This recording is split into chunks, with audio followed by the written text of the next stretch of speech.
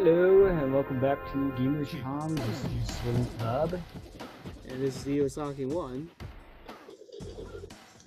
So, thought today we'd do a commentary on the Lost Vikings. A fun, This was a fun puzzle game actually for the Super NES and Sega Genesis. yeah, I played it on the Super NES, and it was actually a friend's game that had it originally. And when I went over to his house, all he had was the manual. You know, couldn't find the game for the longest time, and I'm like, Right. where's the game? Where's the game? And I was like, this looks cool, you know. And eventually found it, and it turned out it was actually a rental copy from I think it was from Albertsons. You know, back when they were. But yeah. Something for you. So, folks, for people who don't know what Lost Vikings is, this is made by Ceticons and Synapse, aka, as you know now, for being known as Blizzard Entertainment now. But this is one of the earlier games they actually made, and not only just that, this is also one of the only puzzle games they actually ever made, actually, if you think about it, from Blizzard here. Well, it was also a partnership with Interplay as well. So, Yeah. like that. Yep, that is true. Yeah. And there's a lot of, crude humor in it because it's an Interplay game. And if you're not familiar with Interplay, they did Fallout 1, Fallout 2, Fallout Tactics, Fallout the Brotherhood of Steel. They're pretty much the guys who started Fallout right before they fell out, so to speak, and then Bethesda picked them up. Yep. And they're also known for making another game. I'm not too sure about making, but probably publishing Earthworm Jim as well too. Yeah, that's right. Yeah, and then they also did Boogerman, Rock and Roll Racing, which there's a cameo secret character of Olaf in the Rock and Roll Racing. You'll see that commentary of that later. Yep. But so far, in case you haven't noticed about each Vikings has their own special strengths and weaknesses when it comes down to everything. So pretty much, I forget his name here, the Swift guy. What was his name again?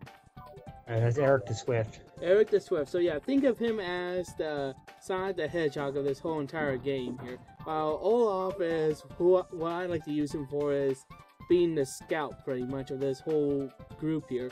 He can land softly and kind of fly with his shield from great height, pretty much. If I remember that right. And repel attacks, which is obvious. And then, what was the other Viking's name? Borog or something like that? There's Balog, who has the sword and bow, and then there's Olaf with the shield. Yep. So Borog and Olaf, you're going to be pairing them up a lot together. Pretty much, because they actually go hand in hand and everything. But so far, yeah, so in case you were wondering what was going on with the whole thing there, was pretty much showing you what each character can do in that little one cutscene there, pretty much. Yeah, this is pretty much just an intro to the game. I'm not actually playing this right now. This is the game playing itself. Yep, but like I said, if you were paying attention to the viewers about what each Viking does, you already know what's going on already. Yeah. The one thing about this game is the way it's structured is it starts out very easy, and then as the game goes on, it gets harder and harder and harder. It's so hard at the point where you think that it's basically impossible. Yeah. I'm talking about level 32. Yep. And like I said, wait, this is... am I... Go ahead. Maybe it was 28. I don't remember. I think it was 28 or 32. I thought it was 32. But yeah, so this whole game, like we all said, it's pretty much a puzzle kind of game. Puzzle platformer is one way to call this game. As you see, we saw that's a spaceship, and then toward the second stage, when they transfer into a new world, it's pretty much going to be an ancient, past or ancient Earth or whatever. It's the next world is like caveman era, then it's the Egyptian world, and then I believe it's the factory that's next. I could be wrong though. Yeah, and then they go into some Candyland places where how far I got into, but shit, sometimes you need two players to help you out in this game. There was an instance where you do need that. greatly. Yeah, and I'll mention another thing here too. If you look at the passwords kind of have like a clue to what they are. Like the last one was what was it, GTR 8? Yeah. Great. So they all spell out a word even though they're not using vowels. And like later on, like I think like one of the uh, passwords makes sense for the level because there's lots of bubbles in the password. I think it's BLLS or something like that, or B0LL. Spelling bubbles or Yeah, whatever, yeah, pretty it's trying to much. spell bubbles, right? Yeah. Yep, and for a game here, this game does not have any save states. So if you're thinking about saving like any time during this whole thing, that's not going to happen. So that's why they have those passwords for a reason. Yeah, and it's basically like if you get really far on a level, you can die. You're gonna have to start back from the beginning of that level. It's not too bad of a thing. Like a lot of people complain about that sort of thing, but the way this game is structured is designed to be challenging. Yeah. But you have your way continuing by your characters having unlimited lives. Yes, they do have a health bar, but you can restart the level as many times as you want. Yeah, but You have you your can even password. restart at mid level too, just in case you felt like you messed up at one point as well. Yeah, yeah, they did get better with the passwords with the creators of these games because like the other one, Rock and Racing, you have a slightly longer password. It's I think it's 16 digits, but it Yeah. changes each time you upgrade your vehicle and move to a new planet. So it's kind of like in a way is a save feature. Yeah, it's except you just gotta actually put it in the code for it, pretty much. Yeah. Yep, so pretty much this game is just pretty fun to play overall if you want an old school puzzle platformer, pretty much. Yeah, I always enjoyed this one. Well, it's like I said, it's Blizzard's like one of its only puzzle game that's even like this. Again, well, yeah, Yeah. they were with Interplay during this whole time, but even still, then, you know, it was just back And then.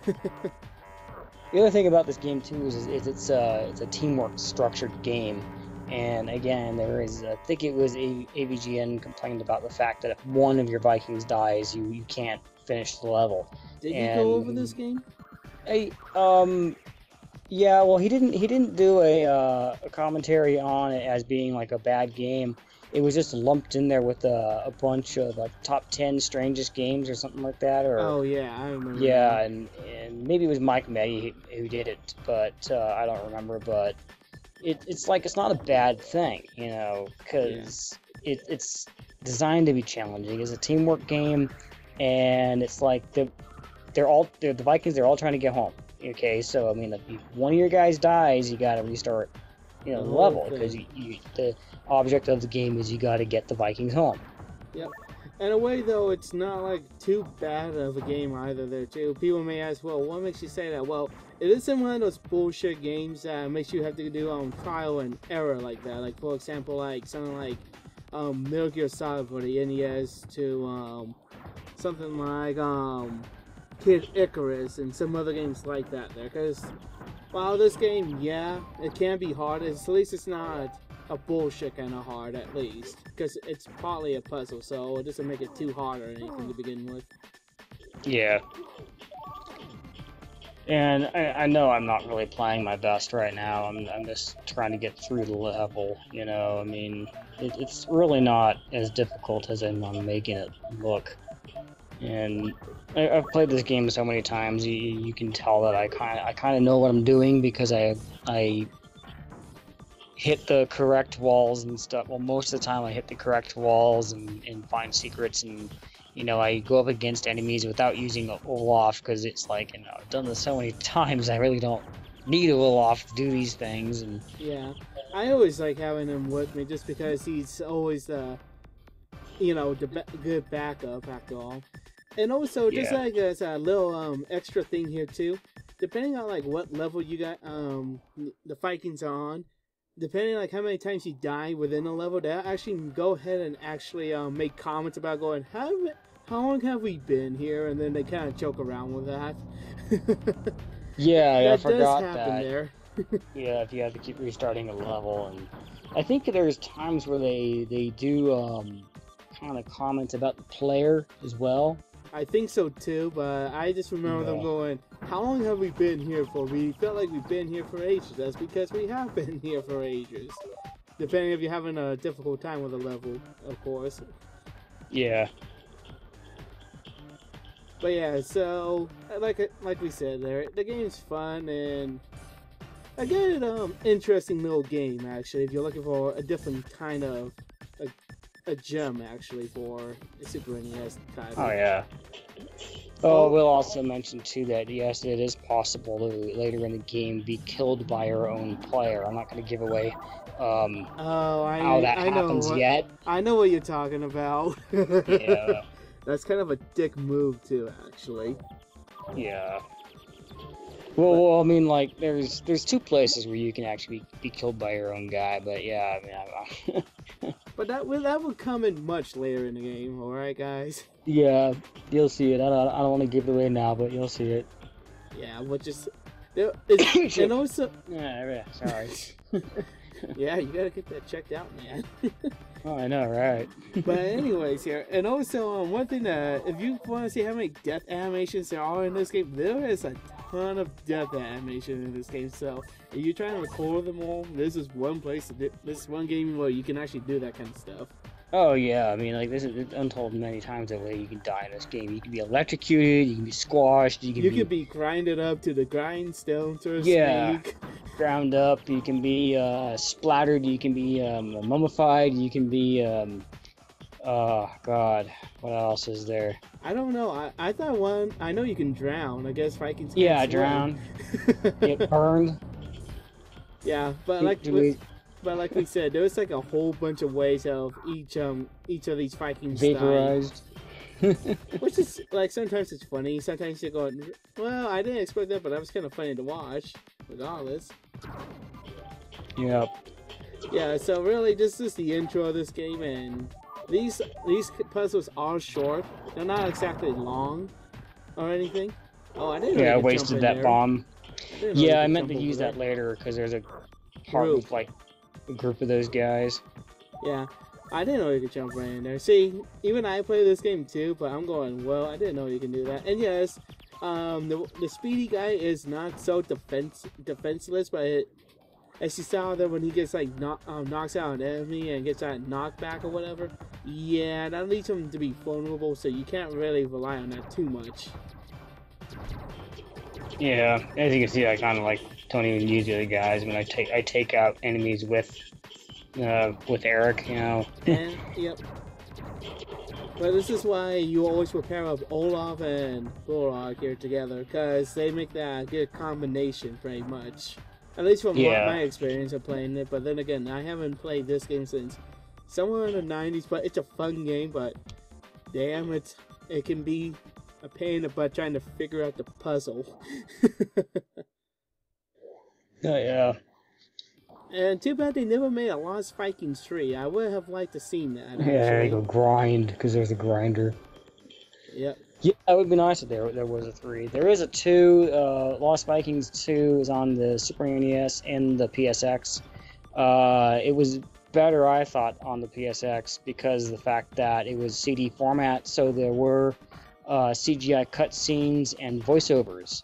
Yeah. And I believe Jim Cummings did the voice of the Terminator in Lost Vikings 2, if I remember correctly.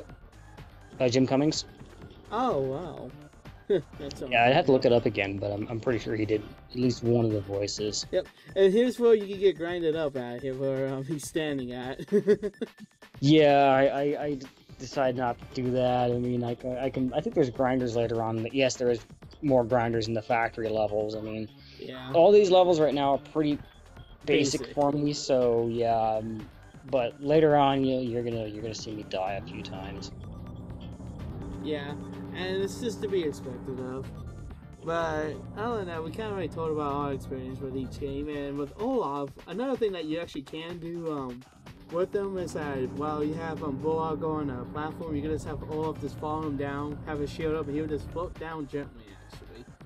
Yeah, that's right. You can, if you point your shield up and have Olaf float down, you're gonna have Balog and Eric stand on it as he's floating down. Yep. And right there, you would think you could Yeah. introvert the gun by standing next to it like that, but you just don't. Yep. But yeah, so let's see. But for the final boss, yeah, you don't really fight a lot of bosses in this game. The only one that you really do is the guy who captured you in the first place. So he's like the first and final boss, if I'm not mistaken here. Yeah, I guess the only other, boss would be the Balog clone. Yeah, but that's not like really someone you have to worry about too much because he's not as tricky as the freaking final boss is. Now Takes a this few hits though. yeah, but this room here, this one sucks because what happens is that if you get caught up there and not make it to the middle, like quickly, yeah, you can die. And Matt always, sorry, Bob, whatever. He always messed it up here. He almost did there. I'm like, oh crap, we're gonna see the game over screen for a moment. Yeah, I almost goofed this. I mean, I had to do this quick, and I still got hit. Yeah, but technically you could have gotten hit twice if you moved the camera just right. Yep. But yeah, so what you need to do is grab these like moon shoes or whatever you want to call them, or anti-gravity shoes. Have whoever you had there, just have them run all the way towards the right and flip a switch, and that'll stop these guys from floating up to the top pretty much. Yeah. What would make it easier is have Balog do it, since he does have the sword and bow. But I can do it with Eric. I've done it with Olaf even. Just walk past him. Yeah. But like I always done with the Swift guy. I always done with him because he's like, well, Eric, yeah. He can always make it there faster to begin with, anyways. And the thing, this is actually one of the shortest commentaries, but then again, this is only just the first part of the whole entire game. Yeah, I'm gonna do these in segments. I mean, I'll try to get through the rest of the Stone Age level in one full shot, if I can. Yep, I'll probably die a few times, but yeah. Yep, and now the whole going into the vortex, and we are landing in the Stone Age. Yeah, and Lost Vikings too, that actually tells you what era you're going to. They actually give you a date. Yeah, and the first one you don't. You just kind of just get a general idea. Yeah. No, they come down and go kaboom. But yeah, so next time we're gonna be going through the Stone Age. See you then.